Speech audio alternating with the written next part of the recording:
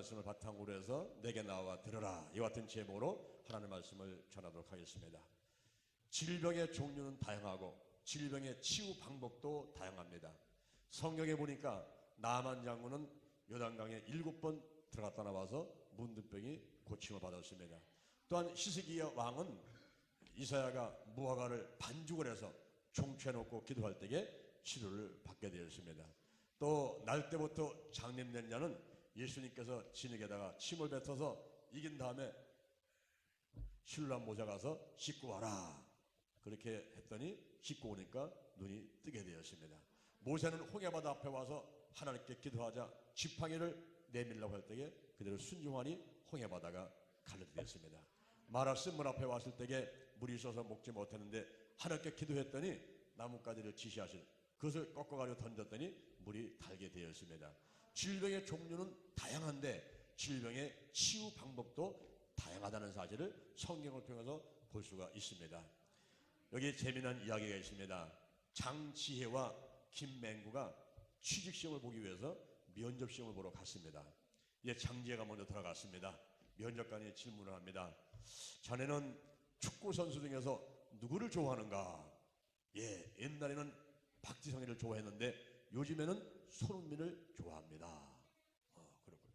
그러면 산업혁명은 언제 어디서 일어났는가? 영국에서 18세기에 일어났습니다. 똑똑하구만.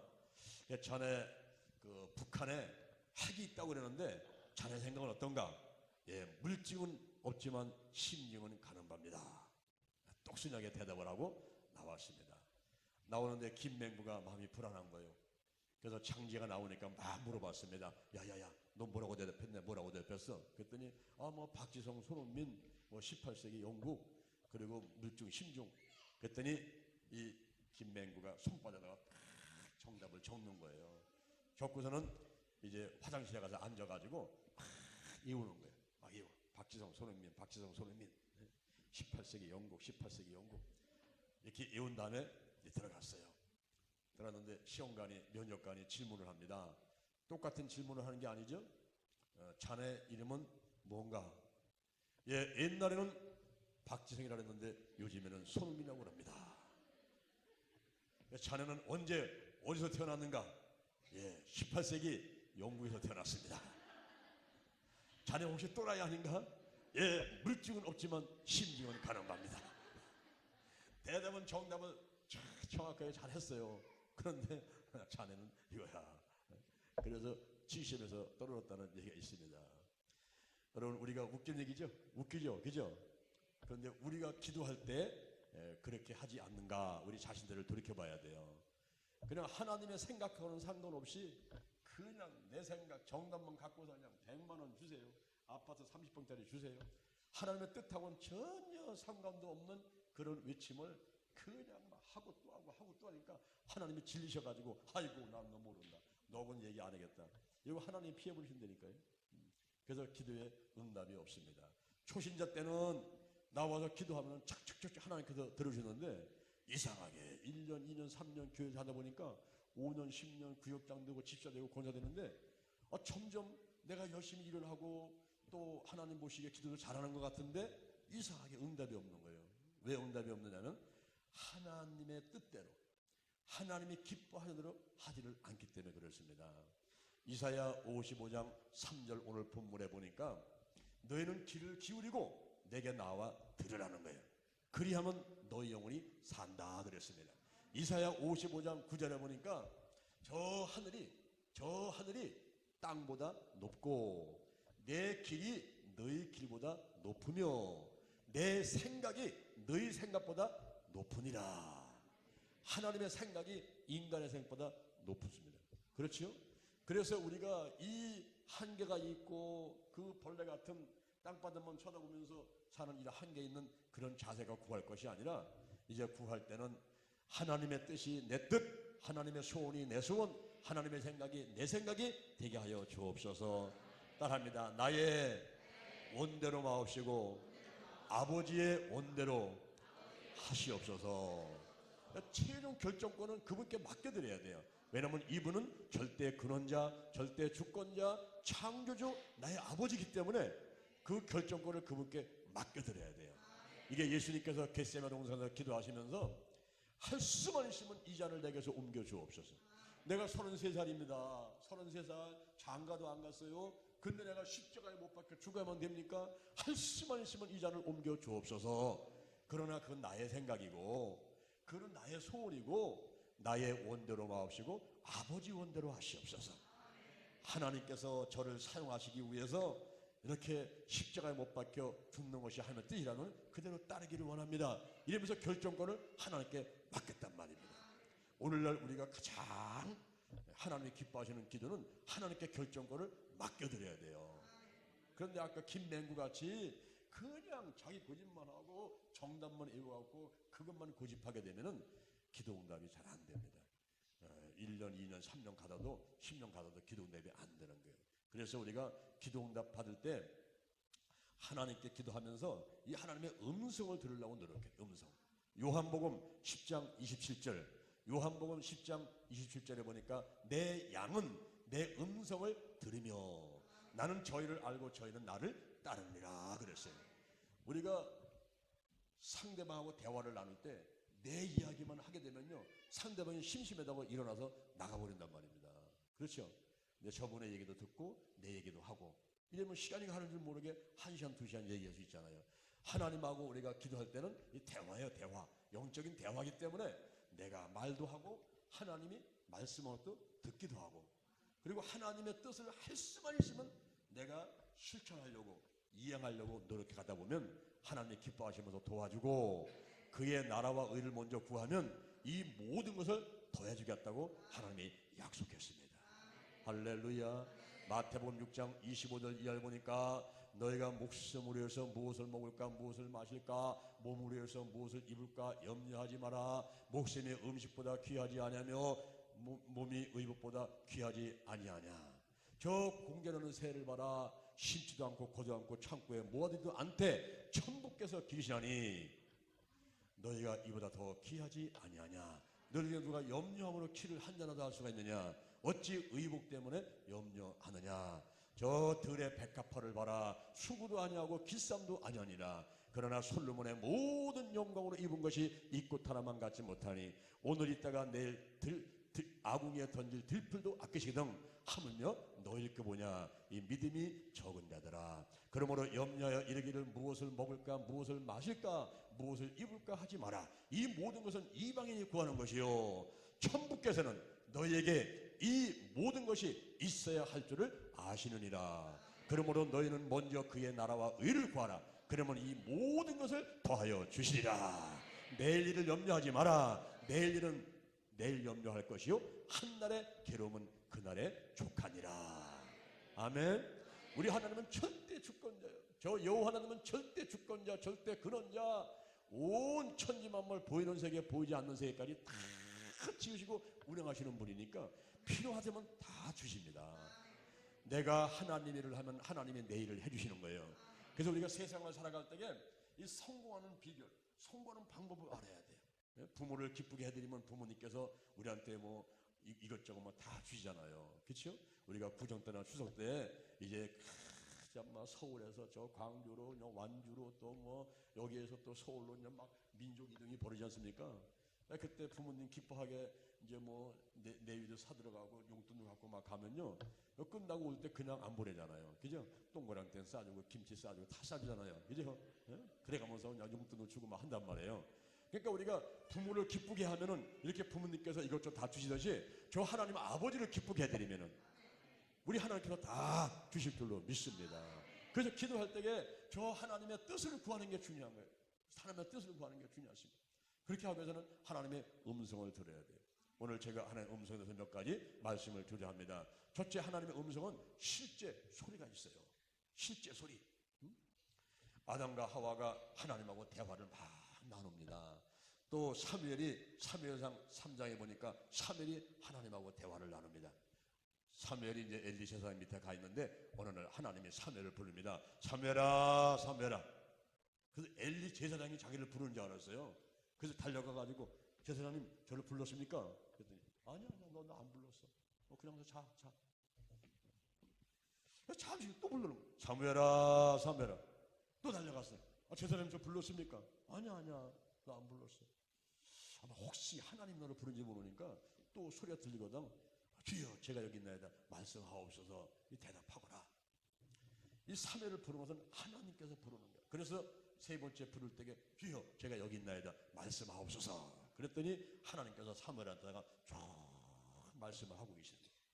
사무엘상 23장에 가보니까 다윗이 나오는데, 이 다윗이 그때 블레셋 사람들이 와가지고 그일라를 쳐들어와가지고 타작마당을 다 뺏어가 버렸어요.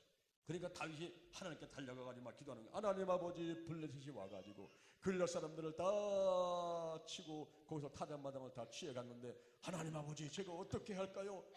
블레셋 사람들을 제가 올라가서 내려가서 칠까요? 이러고 막 했더니만 하나님께서 대답을 하시는 거예요. 그래, 내가 내려가서 블레셋 사람을 치고 그일라를 구원하거라 그랬습니다.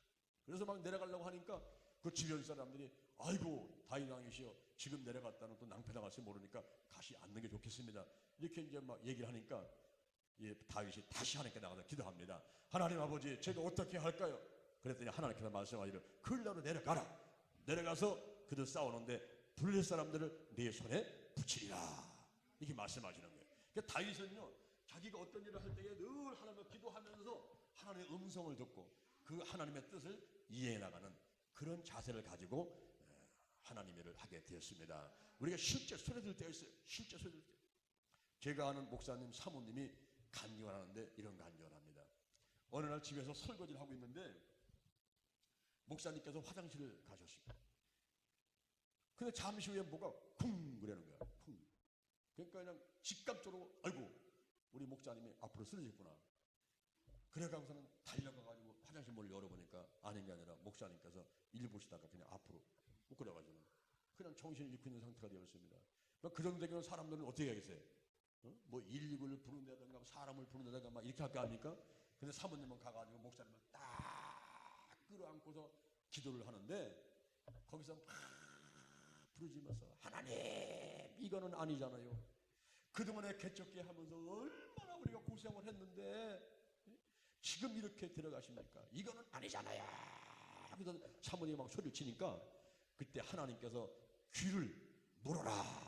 어디를 물어라? 이 귀를 물어라. 귀를 물어라. 그러더래. 그래가지고 자기도 모르게 그냥 달려들어가지고 목사님의 귀를 확 물어가지고 잡아뜯어가지고 피를 내버렸잖아요. 그랬더니 잠시 후에 목사님이 정신을 차리고 내가 왜 이 상태이지? 이러면서 정신을 차리라는 거야. 그래서 그때 이 사모님이 야, 정말 하나님께서 귀를 물어라 순간적으로 그 말씀을 해주셔가지고 우리 남편 목사님을 살렸지, 그렇지 않았으면 뭐 119 불고 뭐 데리고 가고 하다 보면요 잘못하면 중풍 아니면은 죽지요. 그래서 그때 남편을 살렸다는 이런 간증하는 것을 듣게 되었습니다. 우리가 실제 소리가 있어요. 실제 소리. 그 다음에 두 번째로는 하나님의 말씀으로, 하나님께서 말씀을 통해 이 성경의 성경 요절, 이 말씀을 통해서 하나님께서 음성을 들릴 때가 있어요. 우리가 어제 제가 말씀드릴 때 하나님의 말씀은 똑같은 말씀이지만은 헬라어로 볼 때는 로고스, 그라페 또는 레마라는 게 있다 이렇게 말씀을 드렸습니다. 로고스는 예수 그리스도를 말하는 거예요. 이 성경은 예수 그리스도의 이야기입니다. 오실 예수님, 오신 예수님, 다시 오실 예수님, 예수님 이야기인데 로고스 그리고 그라페 1600년에 거쳐가지고 40여 명의 기자가 참 쓴 거예요. 하나님의 감동 주시를 받아 쓴 겁니다. 그라페 기록된 말씀. 그런데 레이마는 지금 이 시간 나에게 하시는 말씀인 거예요. 우리가 성경을 읽고 듣고 막 하는데 어느 날 막 기도를 하는데 갑자기 이 성경 기절이 생각나는 거예요. 그럴 때 그것이 레이마가 돼가지고 막 내 생각과 마음과는 막 유동을 치는 거예요. 여러분 혹시 그 주한 장로교의 나케밀 목사님 아시고 이제 뭐였어요? 아십니까 여러분? 들어보셨어요? 주한 장로교의 나케밀 목사님이라고 계세요. 그 주한 장로교는 10만 명 이상 되는 장로교에서 아마 가장 큰 교회라고 생각이 됩니다. 그 주한 장로교의 나케밀 목사님이 계신데 그분이 한 250명 정도 됐을 때에 그 교회에 청김 받아갔어요. 열심히 해가지고 성도가 750명까지 늘어났는데 그때 이번에 턱턱 쓰러져가지고 병원에 입원했습니다.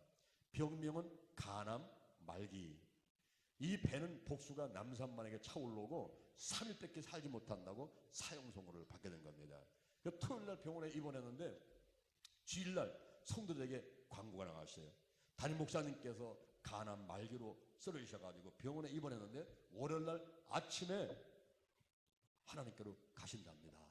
이렇게 광고를 해버렸어요. 그러니까 성도들이 깜짝 놀라갖고 예배 끝난 다음에 지하실로 뭐 우층으로 자기네 집으로 기도원으로 가가지고 나게 목사님 살려달라고, 지금 젊은 나이에 그냥 가시면 너무 아깝지 않냐고 막 살려달라고 막 기도했다는 거예요. 그리고 사모님하고 어린 두 딸하고는 목사님 병실에 옆에 붙어가지고 이제 목사님 살려달라고 막 기도를 하는 거죠. 월요일 아침 됐습니다. 월요일 아침에 이제 세상 떠난다는, 하나님께로 간다는 그런 사형 선고가 있는 그런 시간이에요. 이 목사님도 뭐 배는 복수만 타오르고 정신은 가물가물하고 이제 죽어가는 그 상황 가운데서 사모님이 가만히 보니까 목사님께서 손가락 끝에다가 신호를 이렇게 보내고 있대요. 그래서 가만히 가서 얘기를 들으니까 대야를 갖고 와라. 대야. 대야를 갖고 와서 대야를 갖다 댔더니만 대야로다가 피를 한 대로 쏟아버리더래요. 왜 그 대야를 갖다 대냐 하는데 이 목사님께서 다 죽어는 그런 상황 가운데서 말씀이 레마가 왔어요. 레마가. 야고보서 5장 15절 말씀인데 믿음의 기도는 병든 자를 구원하리니 주께서 저를 일으키시리라. 할렐루야. 이 말씀이 막 들리고 또 들리고 믿음의 기도는 병든 자를 구원하리니 주께서 저를 일으키시리라. 말씀이 들어와가지고 그냥 막 생각과 마음과 온 육신 가운데 이것이 막 역사를 하는 거예요. 역사. 이 믿음의 기도는 감사기도요. 믿음의 기도는 감사기도. 이미 벌써 이루어진 줄도 믿고 선포되는 그런 기도가 감사기도고 믿음의 기도입니다. 그런데 나게 목사님이 야고보서 5장 15절 말씀을 계속 막 생각과 마음 가운데 몸속에서 막 역사가 일어나니까 신호를 보낸 거예요. 신호를 보내가지고 대야로 피를 쏟아내고 그 길로 12대야를 쏟아내는데 배가 남산만 했던 게 내려가고 내려가가지고 이제는 다 이제 병상중에 사람이 됐어요. 죽는다는 사람이 눈을 뜨고 일어나갖고 여보 배고프니까 뭐 먹을 건 주시오 이래버리니까 깜짝 놀라버린 거예요. 그래 의사한테 연결했더니 의사하고 간호사 달려와가지고 이게 도대체 어떻게 된 일이냐는 거예요. 그래서 사진을 다시 찍어봤더니 암세포가 싹 없어지고 할렐루야 깨끗하게 치유받고 퇴원을 하게 되었습니다. 그 길로 그 교회가 부흥돼가지고 그냥 죽었다가 죽음 직전에서 살아난 나게 목사님 본다고 그래가지고 사람들이 소문을 내가지고 그냥 막 몰려들어가지고 그 교회가 10만 명이 됐어요. 할렐루야. 예? 이게 말씀, 레마, 말씀이 와가지고 하나님의 음성 오다가 믿음의 기도는 내가 믿고 기도하라 이 말이에요. 믿고 기도만 하면 넌 살아난다. 이렇게 해서 그 나게 목사님이 그 말씀을 듣고 믿음의 기도, 믿습니다 하면서 막 기도하는 가운데 역사가 막 일어나는 거예요. 이렇게 말씀으로 인해가지고 또 일이 해결되는 경우가 있습니다. 제가 한번 전사 때인데요. 이렇게 교구에 있는데 어떤 여자 집사님이 찾아오셨어요. 전사님, 제가 상담하러 왔습니다. 무슨 상담이니까? 예, 제가 임신했습니다. 그러세요? 축하드립니다. 왜 그러세요? 그랬더니 예, 제가 임신을 했는데요. 오늘 전사님하고 상담한 다음에 바로 병원에 가서 아기를 수술하려합니다. 낙태 수술하려합니다. 그러고 아기 임신하기 힘든데 왜 낙태 수술을 해요? 그리고 한 생명인데 그렇게 가볍게 여기면 안 되죠. 왜 수술하려고 그러세요? 그랬더니 예, 지 집안에는 남자가 3사람입니다. 아들이 둘이고 남편이 하나 있어. 남자가 3사람인데요. 남자 3사람하고 살다 보니까 너무너무 힘들잖아요. 그런데 이 아기까지 남자면요, 나는 못 산다는 거야. 그래서 전사님하고 상담해가지고 이 아이가 만약에 남자라면 자기는 바로 병원 가서 떼보려고 한다는 거예요. 아이고, 내 말 한마디에 지금 생명이 사느냐 죽느냐 달려있어요. 그래서 물어봤어요. 어떻게 다 임신을 했습니까? 그랬더니 남자 3사람하고 사는데 너무너무 힘들어가지고요. 하나님께 기도하면서 하나님 아버지 예쁜 딸 하나 주세요. 예쁜 딸 있으면 좋겠습니다. 남자 3사람하고 사는데 너무 힘들어요. 그리고 기도하다가 이 아이가 생겨났대요. 그래요. 한번 기도 한번 해봅시다. 그래서 이제 손을 딱 얹고서는 기도를 하는 거예요. 하나님 아버지, 우리 집사님이 딱한 사정을 갖고 이렇게 상담하러 왔습니다. 오늘 이 시간에 마음의 결심을 갖고 잘못하면 생명 하나가 죽게 되는데 아버지 어쩌면 좋을까요? 이 아이를 낳아야 됩니까? 안 낳아야 됩니까? 이 아이가 남자입니까? 여자입니까? 하나님 아버지 알려주옵소서. 막 이러면서 막 기도를 하는 거예요. 예? 큰일 났잖아. 지금 하나 죽게 생겼으니까. 근데 그때 하나님께서 저한테 말씀을 딱 주시는데 빌립보서 2장 13절 말씀을 주시는 거예요. 너희 안에서 행하시는 하나님이시니 자기의 기쁘신 뜻을 위해서 너희로 소원을 두고 행하게 하신다. 훌륭하신 딸이다. 그래서 제가 눈 딱 뜬 다음에 집사님 걱정하지 마세요. 이 아이는 딸입니다. 병원에 갈 필요 없어요. 나셔야 돼요. 딸입니다. 그랬더니 전혀 진짜입니까? 딸이에요. 걱정 가세요. 딸입니다. 그랬더니 아이고 전사님 감사합니다. 저는 병원 안 가겠습니다. 이제 인사를 하고 갔는데 그러고 나서요 제가 마음이 불안해지는 거야. 이러다 어떻게 아들 나오면 어떻게 되는데 이거 큰일 났네 이거. 근데 제 마음속에 확신이 오는 건 뭐냐면은 그 집사님이 남자 3명하고 살기 힘들다 해가지고 아버지 예쁜 딸 하나 주세요. 예쁜 딸 하나 주세요. 이렇게 소원 갖고 기도하다가 애가 생겼고 또 제가 기도하는 가운데 빌립보서 2장 13절 너희 안에 행하시는 하나님이시니 자기의 기쁘신 뜻을 위해서 너희를 소원을 두고 행하게 하신다. 그랬으니까 틀림없이 딸이지 뭐예요. 딸이야. 딸은 딸인데 아이고 그냥 가긴 갔는데 내 마음이 불안한 거 이게. 진짜 하니까 막 의심이 들고 막. 그래서 이제 그때부터 또 작정들 했어요. 제가 하면서 하나님 아버지 혹시 아들이면 딸로 바꿔주시고요. 반드시 딸이 태어나게끔 역사할 줄 믿습니다. 이러면서 말이 기도를 한 거예요. 근데 어느 날 이분이 찾아왔어요. 조사님 큰일 났어요. 큰일 났어요. 왜 그러세요? 아이고 애가 거꾸로 앉았대요. 나는 거꾸로 앉는 게 뭔지 바로 앉는 게 뭔지 알 수가 있어야지. 그래서 또 기도해. 하나님 아버지 얘가 거꾸로 앉았답니다. 나사렛 예수님의 이름으로 바로 앉게 될지어다. 막 기도를 했어요. 그리고 병원에 갔습니다. 근데 병원에 갔다가 집에 가면서 전화가 왔어요. 전사님 애가 바로 앉았대요. 바로. 이래 갖고는 그 아이가 이제 뱃속에 있다가 10개월 만에 태어나게 됐는데 어느 날 전화가 왔어요. 전사님 애기 나왔어요. 그러더라고. 아이고 이 가슴이 철렁하는 거야 지금. 가만히 있었어 내가 이거. 그냥 저 사람도 가만히 있는 거예요. 그래서 내가 물어봤어. 애기 예쁘지요? 그랬어. 애기 튼튼하지요? 그러면 아들이잖아. 애기 예쁘지요? 그랬더니 예쁜 딸이 나왔어요. 할렐루야. 예쁜 딸이 나왔어요. 아이고 10년 묵은 체력이 내려가는 것 같이 하나님 감사합니다. 감사합니다. 근데 그 아이가 6살 때쯤 돼가지고 저를 찾아왔어요. 그때 내가 목사 안수 봤는데 목사님 얘가 기예요. 얘가 기. 얘가 기예요. 얘가 기. 우리 하나님께서 어떤 때는 말씀을 통해서 들려주시는 게 있어요. 그래서 우리가 성경을 인풋이 있어요. 아웃풋이 있어요. 내가 들어간 게 있어야 나오는 게 있는 거예요. 그래서 성경을 많이 읽고 듣고 묵상하고 암송하고 쓰고 이래서 이 성경이 많이 들어와 있어야 돼요. 그런 가운데 내가 막 기도하다가 어떤 급한 일이 생기게 되면요 막 요동치면서 지금 이 시간 나에게 하시는 말씀 메마가 올 때가 있어요. 그때 딱 잡아야 돼요. 딱 잡게 되면은 그 말씀을 통해서 일이 해결됩니다. 이렇게 말씀을 통해서 하나님의 음성, 하나님의 뜻을 알 수 있는 길이 있습니다. 또 하나 세 번째로 나가는 성령의 역사를 통해서 하나님의 음성을 들을 수가 있습니다. 성령님은 누굴까요? 성령님은 하나님이십니다. 아멘. 성령님은 하나님이십니다. 삼일째 하나님이신데 전지전능 무수부재 영원불변하신 하나님의 속성을 그대로 갖고 계십니다. 하나님은 전지전능하신 분이죠. 그리고 영원불변하시고 무수부재하신데 바로 성령님께서 그대로 갖고 계시는데 그분이 바로 하나님이시죠. 그래서 성령님은 하나님이시다 하는 것이고요. 또 하나 성령님은 인격자십니다. 인격자신데 성령님은 다 근심도 하시고 어떤 화도 내시고요. 그리고 막 탄식도 하시고요. 그렇게 하시는 분이에요. 그래서 성령은 인격자이기 때문에 따라합니다. 인정합니다. 모셔드립니다. 오시옵소서. 이렇게 우리 사람의 인격체를 대하듯이 그렇게 환영합니다. 어서 오세요. 반갑습니다. 이 성령님하고 대화를 나누는 거예요. 어서 오세요. 인정합니다. 환영합니다. 모셔드립니다. 이렇게 하면서 성령님하고 대화를 나누어 들어가는 거죠. 그리고 성령님은 다른 보혜사입니다. 다른 보혜사. 요한복음 14장 16절에 보니까 내가 아버지께 구하겠으니 또 다른 보혜사를 보내사 너희와 영원토록 함께 있게 하시리라 그랬어요.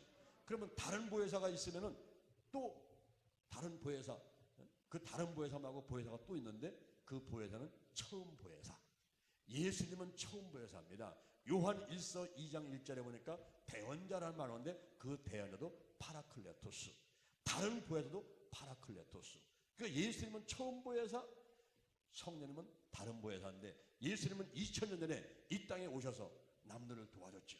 귀신 들린 사람을 쫓아내주고 병든 사람을 고쳐주고 배고프면 밥을 주고 가르쳐주고 예수님께서 이렇게 곁에 와서 우리를 도와줬습니다. 그 파라클레토스라는 말이 곁에 와서 우리를 도와준다는 그런 뜻을 갖고 있어요. 근데 성령님이 파라클레토스예요. 곁에 와서 우리를 도와주는데 그것이 알로스 파라클레토스. 알로스. 다른이란 말이 헤테로스라는 말이 있고 알로스라는 말이 있는데 헤테로스라는 말은 이 마이크하고 주먹하고를 말해요. 주먹하고 마이크는 달라요? 비슷해요? 아니 다르죠. 이 마이크하고 주먹이 공장이 틀려요. 기능이 틀려요. 생긴 모습이 틀려요. 이렇게 완전히 다른 것은 헤테로스라는 용어를 씁니다. 그런데 알로스라는 말을 쓸 때는 이게 두 주먹 공장이 똑같아요. 기능은 똑같아요. 생긴 것도 똑같아요. 그런데 하나는 왼쪽 주먹, 하나는 오른쪽 주먹. 이럴 때는 알루스라는 말을 쓰는 겁니다. 무슨 말이냐면 예수님도 성령님도 전지전능 무수부재 영원불변 똑같은데 한쪽은 예수님, 한쪽은 성령님. 이럴 때는 다른 보혜사라는 용어를 쓰는 겁니다. 그래서 성령님은 다른 보혜사다 이렇게 말씀하고 있는 것입니다. 또한 우리가 이 정리해볼 게 뭐냐면 중생이라고 하는 말하고 성령 세례라는 말하고 성령 충만이라는 말하고 성령 운행이라는 말이 다 이게 다릅니다. 다른데 대충 사람들이 성령 받으세요, 성령 충만 뭐 이 정도는 알고 있는데 중생과 성령 세례와 성령 충만과 성령 운행을 잘 구분을 못하는 경우가 있어요. 이 중생이라고 하는 것은 변화를 본다면 위치가 변하는 거예요. 위치가 흙이 도자기가 됐다, 자기 그릇이 됐다는 거예요. 또 죄인이 의인됐다. 이런 거는 중생입니다. 거듭나는 겁니다. 중생. 그런데 이 성령 세례는 뭐냐면 인격이 변화와요. 인격이 변화오는데 세례라는 말은 한꺼번에 껴넣는다는 말이에요. 성령이 한꺼번에 확 임했어요. 확 임하게 되면은 여기에 인격이 변화와가지고 사나운 성격이 부드러워지고 막 주고 싶고 막 이 바뀌어버려요. 이 인격이 바뀌어버려요. 인격이. 성령 세례가 오게 되면. 근데 성령 충만하다. 성령 충만은 가득 찬 걸 말하는 거예요. 꽉 찼어요. 이 성령이 충만할 때는 목적의 변화가 와요. 목적. 뭐든지 하나님의 영광을 위해서 살겠다고. 이 목적이 바뀌어버려요. 욕심껏 살고 막 아파트 살려고 막 자동차 살려고 막 그런 목적으로 직장 생활하고 세상 살아가려고 하다가 이 성령이 충만하게 되면은 이제 그런 거는 가구도 없고 오직 하나님의 영광을 위해서 직장 생활, 하나님의 영광을 위해서 피아노, 하나님의 영광을 위해서 축구, 하나님의 영광을 위해서 내가 사업하고 막 이렇게 바뀌어버려요. 목적이 바뀌어버려요. 그래서 성령 충만하게 되면은 이제 하나님께서 더 기뻐하시고 또 다른 은혜와 축복을 많이 주시게 되죠. 그래서 성령 받아라, 성령 충만하라 이렇게 하는 거예요. 그런데 성령이 운행하시면 어떤 일이 벌어지냐면 소유권의 변화가 와요. 더 이상 내 것이 없어요. 하나님의 소유에서 다 하나님 거예요. 내 것이 없어버려요. 나는 이 땅에 청직에서 잠시 맡아 관리만 하는 것이고 모든 것은 다 하나님 거다.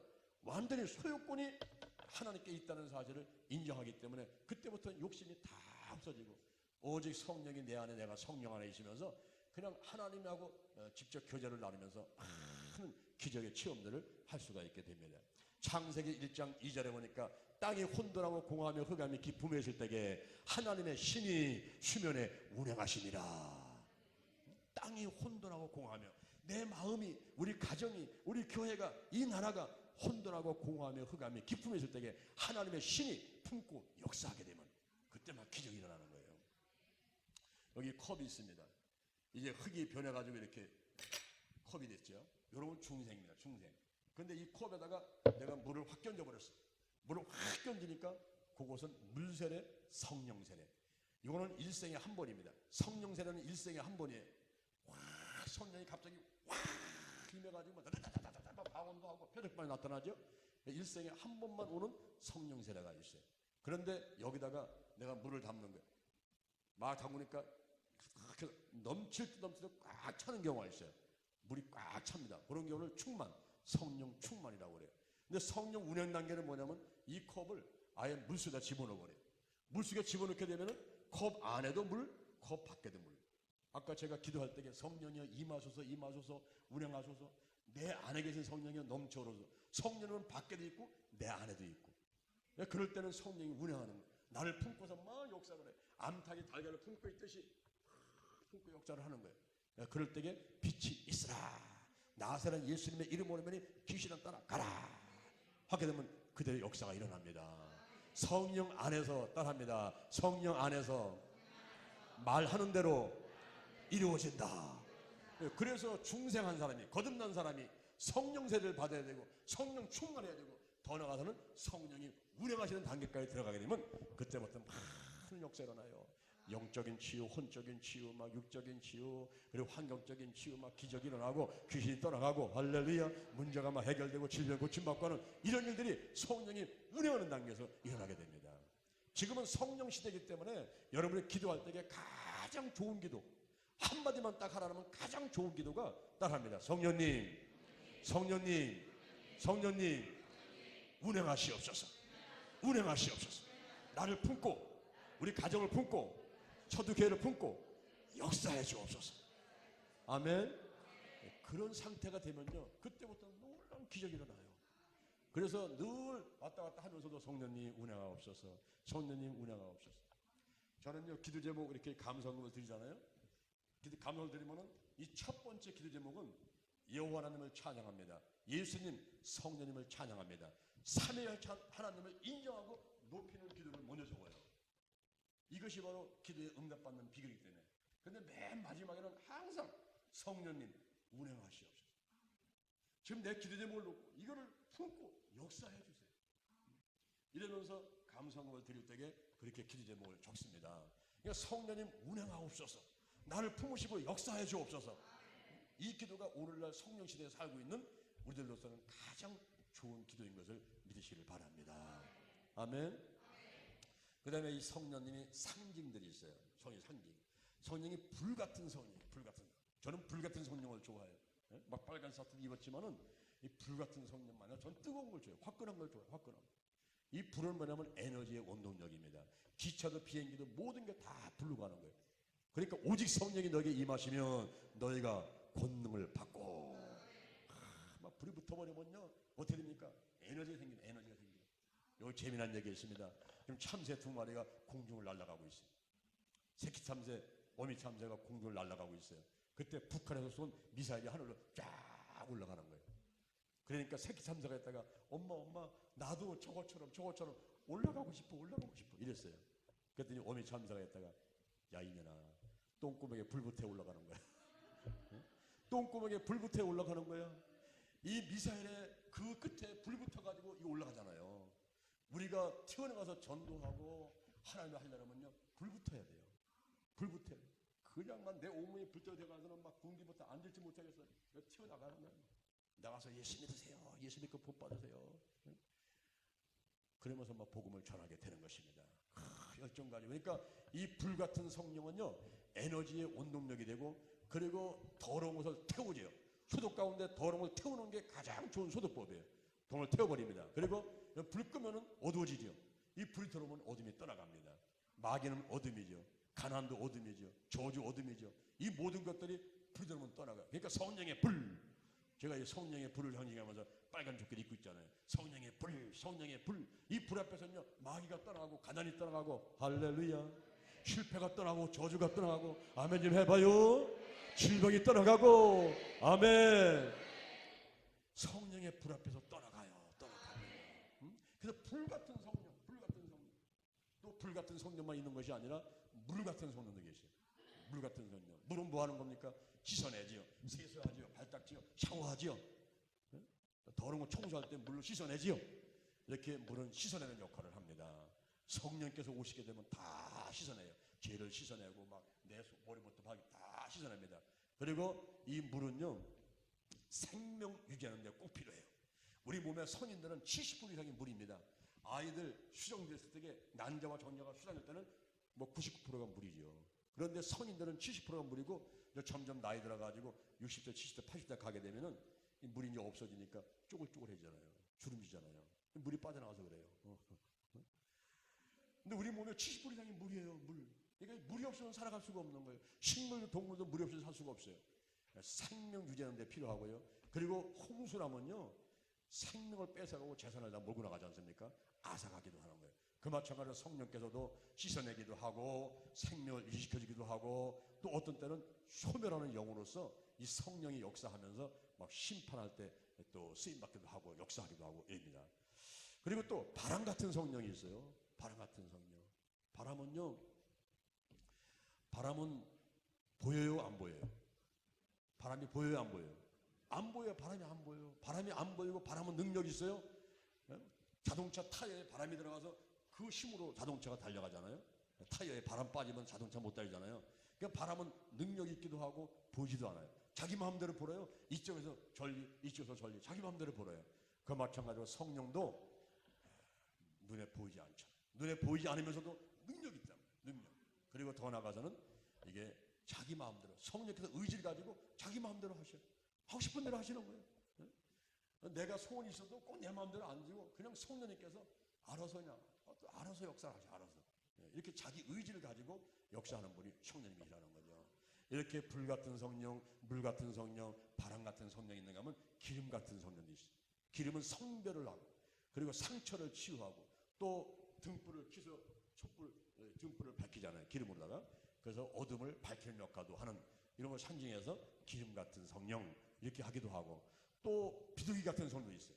비둘기 같은 성령인데 비둘기는 성결과 그리고 평화 그리고 온유를 상징하죠. 바로 성령님도 온유하신 분 그리고 평화와 또 성결을 의미하기도 하고요. 또 인 같은 성령이 있어요. 인, 도장.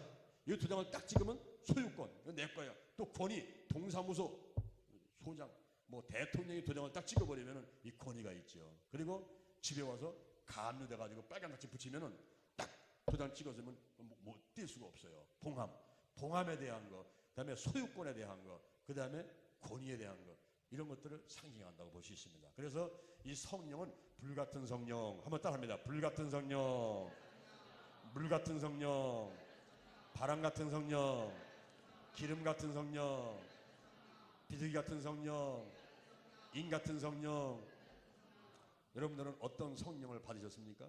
어떤 성령을 받고 싶습니까? 불 같은 성령입니까? 물 같은 성령입니까? 바람 같은 성령입니까? 이제 각자 어떤 그 성격에 따라서 그들의 믿음에 따라서 성령이 역사를 하시는 거예요. 더 나아가서는 성령의 은사들이 있습니다. 은사. 이 성령의 은사는 나타남이에요. 나타남. 내가 소유한 것이 아니라 나타나는데 우리가 특별히 알 것은 뭐냐면 성령의 은사의 목적이 뭐냐는 거죠. 왜 성령이 나타나는 거죠? 왜 병 고치는 은사가 나타나는 거죠? 왜 예언의 은사가 나타나는 거죠? 그 목적을 분명히 알고서 사모하고 기대를 해야 된다 이 말입니다. 에베소서 4장 11절 에베소서 4장 11절 이하를 보니까 거기에 성령 은사의 목적이 나와요. 사도 은사, 선지자, 복음 전언자, 목사, 교사의 은사가 있는데 이것은 성도를 온전케 하려고 또 성도가 봉사를 하게 하려고 그리고 그리스도의 몸인 교회를 세우려 함이니라. 그러니까 성령이 나타났어요. 은사가 왔어. 예언의 은사가 있어. 방언의 은사가 있어. 병 고치는 은사가 있어. 이게 막 나타난 것은 나를 미숙한 믿음 상태에서 온전하게 만들어가지고 교회 와서 봉사하게 만들면서 이 그리스도의 몸인 이 교회는 예수님의 몸이니까 그리스도의 몸인 교회를 잘 성장시키기 위해서 은사가 필요하다 하는 것입니다. 그래서 이 은사는 여러 가지가 있는데 그중에 직임을 위해서 나타나는 은사가 있어요. 여러분이 장로님입니까? 목사님입니까? 사모님입니까? 권사님, 집사님, 뭐 남성교 회장, 여성교 회장, 뭐 학생회장 다 있죠. 그럴 때에 그 직임을 제대로 감당하게 하기 위해서 파라클레토스 성령님께서 곁에 와서 도와주기 위해서 나타나는 은사가 있습니다. 그 은사가 사도의 은사 따라합니다. 사도, 선지자, 복음 전언자, 목사, 교사. 이 신학교 나와서 목회자, 목사 된 사람은 목사의 은사가 아니라 구역장도 목사의 은사가 있는 사람은 구역장이 그 자기 양떼를 잘 이렇게 관리하고 부흥시킬 수가 있어요. 또 교회학교에서도 잘 가르치는 은사 내지는 이 목사의 은사가 있으면 교회학교 애들이 많이 부흥이 돼요. 그래서 그런 목사의 은사, 교사의 은사가 있는가 하면은 더 나아가서는 행정의 은사. 이 행정의 은사는 선장과 선원 중간에서 조타수, 이 조타수라는 사람이 선원을 이끌고 선장의 말을 들어가면서 그 배가 가는 방향으로 끌고 가는 그런 중간 역할을 하는 사람이에요. 집안에서는 엄마 역할, 그리고 회사에서는 부장이나 과장 역할, 이런 게 행정의 은사라는 거예요. 이 행정의 은사는 컴퓨터 잘하고 사물을 잘하는 게 아니라 중간에서, 머리는 될 그런 거는 안 되는데 중간에서 연결해서 하는 걸 잘하는 사람이 있어요. 그런 은사가 있습니다. 또 중보기도 은사, 하나님과 다른 사람 사이에 들어가서 다른 사람에서 기도하는, 교회에서 기도하는, 나라와 민족에서 기도하는 이런 중보기도 은사가 있는 사람이 있어요. 중보기도 은사 있는 사람은요, 기도를 길게 합니다. 그리고 응답이 빠릅니다. 기도하는 걸 즐거워합니다. 이렇게 중보기도 은사가 있는가 하면은 대접의 은사, 이런 분은 식당에서 일하면 좋아요. 음식 만들어서 남을 대접하는 걸 좋아하는 사람이 있어요. 그걸 한번 막 기뻐요. 그래서 이런 대접의 은사가 있는가 하면은 가르치는 은사, 그리고 어떤 사람은 독신의 은사가 있어요. 독신의 은사, 결혼 안 하고 혼자서 하나님만 바라보면서 이렇게 봉사일을 하는 그런 독신의 은사도 직임을 위해서는 필요하고요. 그리고 선교의 은사, 이 선교는 저 해외에 나가가지고 타민족들한테만 복음을 전하는 게 아니라 기독교 문화를 세상 문화 속에 집어넣은 것도 선교라고 할 수가 있어요. 그래서 문서 선교, 방송 선교 들어보셨죠? 직장 선교, 뭐 이런 선교, 선교라는 말을 써가지고 우리가 이제 기독교 문화를 세상 문화에 집어넣는 겁니다. 더 나아가서는 해외 다른 민족한테도 복음을 전하는 이 은사가 있는 사람은 그걸 하면 기쁜 거예요. 또 그걸 하면 하나님이 축복하는 거예요. 자손들도 잘 되게 되고 그런 일들이 있게 됩니다. 그래서 해외 나가서 선교사하다가 거기서 뼈를 묻어가면서 다른 민족을 위해서 애쓰는 사람들 보게 되면 참 고생을 많이 하더라도 하늘에 가면 상급이 크고 할렐루야, 또 자손 대대로 하나님께서 보살펴주며 축복하는 것을 볼 수가 있어요. 그리고 순교의 은사, 순교, 이것도 하나의 은사입니다. 내가 하나님의 복음을 전하다가 죽기까지 열심히 뛰다가 순교하는 그런 사람들. 우리나라가 1200만이 되기까지는 한국과 해외 많은 우리의 선조들이 피를 흘리면서 죽어갔거든요. 많은 분들이 순교를 했거든요. 그래서 오늘날 우리가 이렇게 1200만 성도들이 대한민국에서 행복하게 살아가고 있는 것입니다. 그런 어떤 순교의 은사도 있어요. 이것만 있는 것이 아니라 이제 또 우리가 역사를 일으키는 은사가 있습니다. 역사를 일으키는 은사. 그 역사를 일으키는 은사는 9가지인데 보따리가 3개예요. 여기 보따리 하나, 여기 보따리 하나, 여기 보따리 하나, 보따리가 3개입니다. 3개인데 이쪽에 있는 계시, 이것의 은사는 계시의 은사 보따리, 계시의 은사 보따리, 또 여기는 발성의 은사 보따리, 그리고 이쪽에는 권능의 은사 보따리. 계시의 은사 보따리는 지혜의 말씀의 은사, 지식의 말씀의 은사, 그리고 영분별의 은사. 그 다음에 여기에 발성의 은사는 방언의 은사, 방언 통역함의 은사, 그리고 예언의 은사. 이쪽에 권능의 은사 속에는 병 고치는 은사, 믿음의 은사, 능력행의 은사, 이렇게 9가지의 보따리가 있어요. 이 9가지 하나하나가 다 좋은 거죠. 뭐 그 중에 한 개만 나타나도 하나님의 일을 크게 할 수가 있습니다. 이쪽에 나타나는 것이 하나는 지혜의 말씀의 은사라는 게 있어요. 지혜의 말씀의 은사. 이 지혜는 뭐냐면 문제를 풀어내는 원동력입니다. 문제를 풀어내는 원동력인데, 이 문제를 풀어내는 원동력인데, 이 지혜는 잠언 3장 15절에 보니까 지혜는 진주보다 귀하니 너의 사모하는 모든 것으로 이에 비교할 수가 없도다. 그 우편손에는 장수가 있고 좌편손에는 부귀가 있나니 그 길은 즐거운 길이요 그 첩경은 다 평강이니라. 지혜를 얻은 자는 생명나무라. 지혜를 가진 자가 복되도다. 이 지혜는 뭡니까? 고린도전서 1장 24절에 하나님의 능력, 바로 예수 그리스도가 하나님의 능력이고 하나님의 지혜다, 이렇게 말씀하셨어요. 다시 말하면 예수 그리스도 안에 장수가 있어요. 부귀가 있어요. 즐거움이 있어요. 그 안에 평강이 있어요. 예수 안에 생명이 있어요. 예수 안에 복이 있습니다. 이 예수를 모시고 나니까 앞에는 문제가 해결되어 버리는 거예요. 지혜의 말씀의 은사가 오게 되면은 문제를 풀어낼 수 있는 원동력 되는 이 지혜를 통해서 문제 해결이 빨라집니다. 그리고 지식의 말씀의 은사. 아까 제가 신앙교회 가가지고 한 1000명이 모이니까요, 일일이 안수할 수도 없고 한 사람 한 사람 나오라고 할 수도 없고 이러니까 그냥 앉은 상태에서 여기서 막 선포를 해야 되는 거예요. 하나님께서 보여주고 들려주는 막 선포를 하는 겁니다. 하나님께서 막 보여주는 거예요. 사물의 이치를 깨닫는 지식, 그걸 가지고서는 알려주고 들려주는 막 외쳐대는 겁니다. 그런데 이것이 아무 때나 나타나는 건 아니고 아주 제일 고차원적인 그런 은사인데, 제가 삼각산 능력봉을 11년을 올라갔어요. 4년째 올라갔을 때 삼각산 능력봉의 발꼭대기 위에서 앉아 기도를 하는데, 제가 기도를 하면서 대개 주머니에 이제 안대를 갖고 다니면서 이 안대를 이렇게 가리고서는 기도를 해요. 기도를 하는데 거기서 앉아서 기도를 하고 있는데 갑자기 사람의 콧구멍이 딱 나타났어요. 사람의 콧구멍이 앞에 딱 나타났어요. 점점 커지더니 막 오는 거예요. 보니까 막 동물 같은데 그 콧구멍이 딱 헐어 있어요. 그러니까 제가 기도하다 뭐 반사자다가 나사렛 예수님의 이름으로만이 콧구멍 속에 모든 질환은 떠나갈지어다 하고 외쳤잖아요. 그게 싹 없어지더라고요. 이번에는 발가락이 올라오는데 보니까 그냥 무지모다가 너무너무 지저분한 거예요. 나사렛 예수님의 이름으로만이 발가락에 무지만 떠나갈지어다 하고 또 외쳤어요. 그랬더니 이번에 또 싹 없어지면 수건 같은 게 딱 내려오는데 보니까 너무 피부름에다가 막 종양이 붙었는데 얼핏 보니까 자궁이다 그 생각이 들더라고요. 나사렛 예수님의 이름으로 자궁 있는 질환은 다 고침받을지어다 하고 외쳤어요. 그러다가 안대를 풀었어요. 이상하네, 내가 삼각산 같은데 이게 뭐지? 그러면서 딱 안대를 풀었더니 그렇죠, 앞에는 바위 같고 나무밖에 없잖아요. 내가 헛것을 봤구나. 다시 기도해야지. 안대를 딱 가서 다시 또 기도를 하는데 이번에 또 할아버지 한 분이 나타났어요. 머리는 안 보이는데 지팡이 짚고서 막 걸어가는데 무릎팍에 보니까 무릎이 그냥 너무 상해 있는 거예요. 시뻘건 거예요. 나사렛 예수님의 이름 모르면이 연골이 닳고 무릎에 상한 모든 관절염은 떠나갈지어다. 그때부터 하나님께서 영원히 열리게 하시고, 할렐루야. 제가 삼각산에 발만 디디면요 하늘도 보이고 땅에도 보이고 옆에도 보이고 다 보이는 거예요.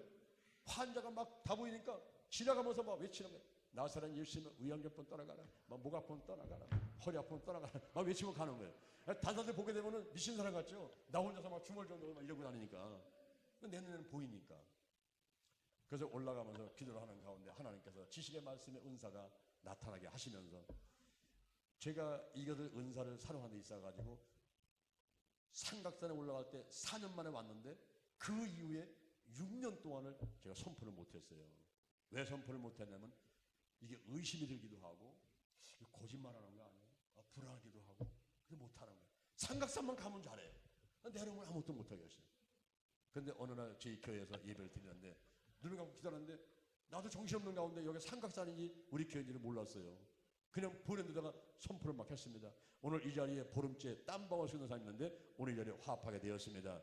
허리 가려움증보다 고생하는 사람인데 가려움증에 치료받았습니다. 허리 아픈 사람을 치료하셨습니다. 막 선포를 해버렸어요. 이제 그리고 눈을 떠보니까 여기 삼각산이 아니고 우리 교회에 보니까 아이고 큰일 났네 이거. 거기 아무도 없는데 내가 헛소리 했으면은 그다음부터 신뢰를 잃어버리잖아요. 그래서 이제 예배 끝난 다음에 저 문 앞에 서가지고 안녕히 가시라고 성도하고 인사를 하는데 어떤 집사가 다가오더니만 기다리고 목사님 우리 남편이 고자질했죠. 무슨 얘기예요? 아까 뭐 보름째 뭐 땀방 쓰고 있는 사람 뭐 화합했다는데 그게 우리예요. 우리가 지금 보름째 땀방 쓰고 있는데 어떻게 하셨어요? 우리 남편이 고자질했죠? 전화하셨죠? 네. 아니요. 나는 부모님하고 전화도 해본 적 없고 그냥 나도 모르겠어요. 기도하는 가운데 그렇게 보여주고 해서 내가 선포했는데 그랬다. 저희들도 성령님께서 하신 줄 알고요. 예배 드리면서 손 꼭 잡고서 화해했다고. 또 그러는 거예요. 또 어떤 분이 오셔가지고 목사님 저 가려웠는데 밤을 못 잤는데요. 아까요 목사님 선포할 때 그냥 보니까 시원한 것 같더니만 하나도 안 걸었네요. 이러면서 간증을 하는 거예요. 따라합니다. 되는구나. 그래서 그때부터 내가 믿음이 생긴 거예요. 우리가 믿음의 원사, 이 권능의 원사 가운데 믿음의 원사가 있는데 이 계시의 원사 가운데 지식의 말씀의 은사가 나타날 때 믿음의 원사와 함께 나타나면 이게 담대함이 생기고 막 선포할 수 있잖아요. 근데 그게 안 되면요, 의심이 들면요, 못하는 거예요. 은사가 나타나도 못하는 거예요. 내가 손을 얹으면 분명히 병든 자가 낫는데 이게 얻는 게 쉽지 않아요. 그래서 제가 여러분들에게 머리에 손 얹으세요. 자꾸 이거 훈련시키는 겁니다. 그래야지 남한테도 손 얹을 수가 있어요.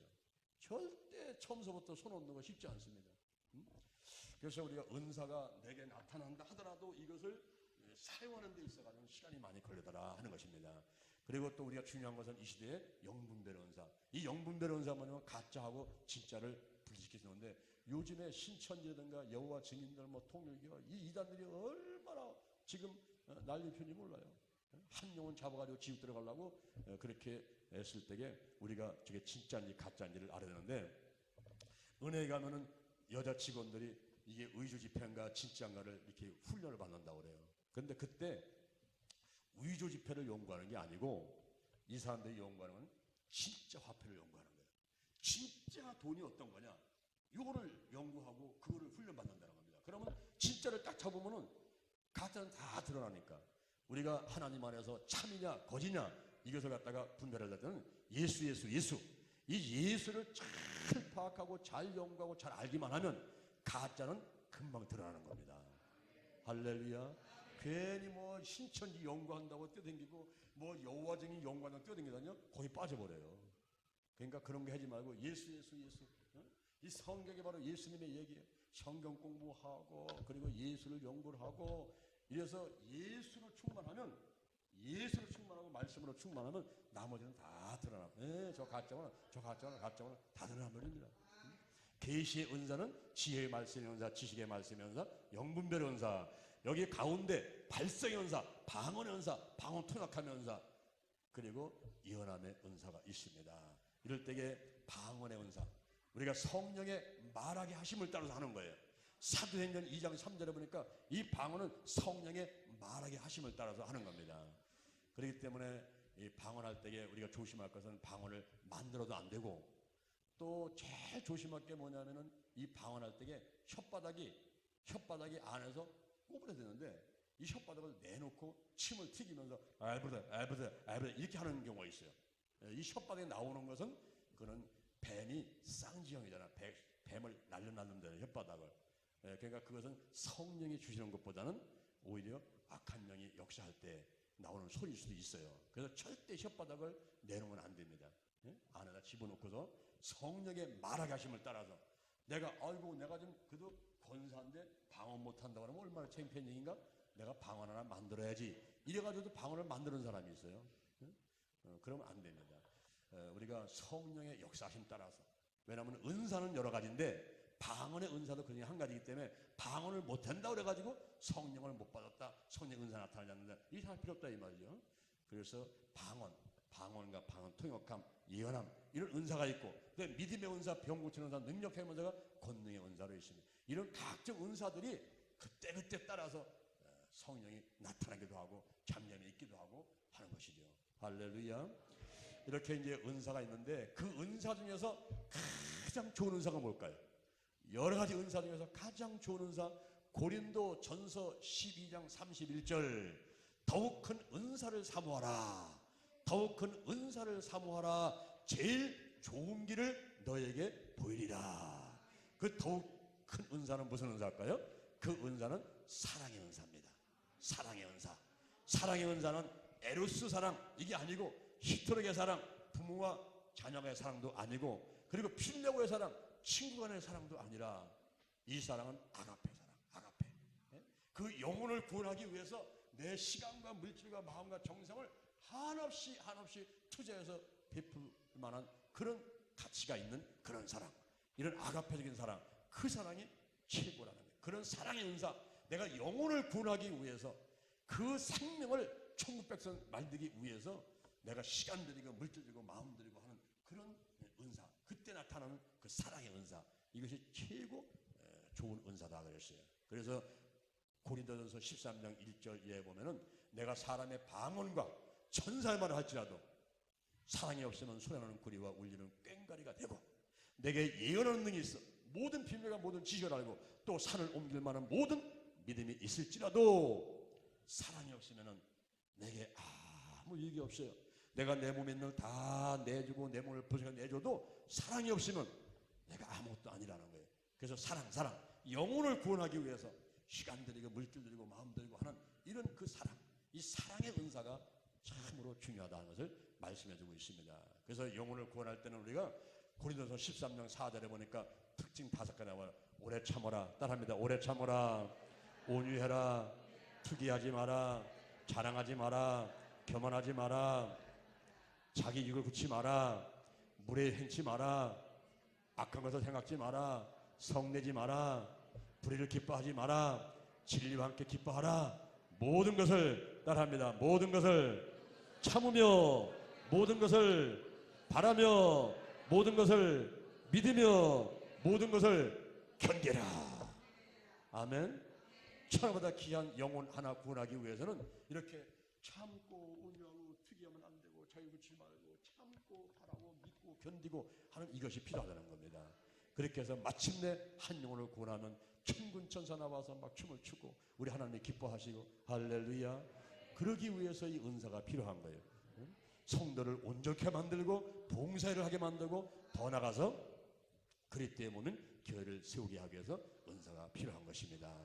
오늘 여러분들에게 하나님의 음성에 대해서 세 가지 말씀을 드렸어요. 우리가 실제 소리를 듣는 경우가 있어요. 실제 소리. 내가 방에 있는데 갑자기 누가 와서 방문을 두드려. 요한아 막 이름을 부른단 말이에요. 누가 그러지? 나와서 물어보니까 아무도 없는데? 딱 보니까 아이고 내가 알람시를 잘못 맞췄는데 아이고 빨리 새벽기도 가야지 이러면서 새벽기도 가라고 하나님이 깨우셨어요. 그런 경우가 있습니다. 이렇게 실제 소리가 들리는 경우가 있고 더 나아가서는 또 말씀으로 레마로 오는 그런 경우 그리고 성령의 은사 가운데 오는데 사도행전 2장 17절에 보니까 이런 말이 나와요. 말세가 되면 내가 모든 영으로 부어주리니 너희 자녀는 예언할 것이요 늙은이는 꿈을 꾸고 젊은이는 환상을 보고 그리고 너의 여종과 남장은 예언할 것이요 그랬어요. 그래서 오늘날 우리가 하나님의 음성을 들을 때 막 환상을 보기도 하고 막 꿈을 꾸기도 하고 그리고 생각으로 막 소원으로 막 일어나기도 하고 지혜의 말씀의 은사, 지식의 말씀의 은사, 예언의 은사 막 각종 은사로 나타나기도 하고 합니다. 그럴 때 여러분이 이걸 딱 잡아야 돼요. 딱 잡아가지고 지금 하신 것이 하나님의 음성인데 하나님의 음성인데 요것을 진짜 하나님의 음성인가 아닌가를 확인해 볼 필요가 있습니다.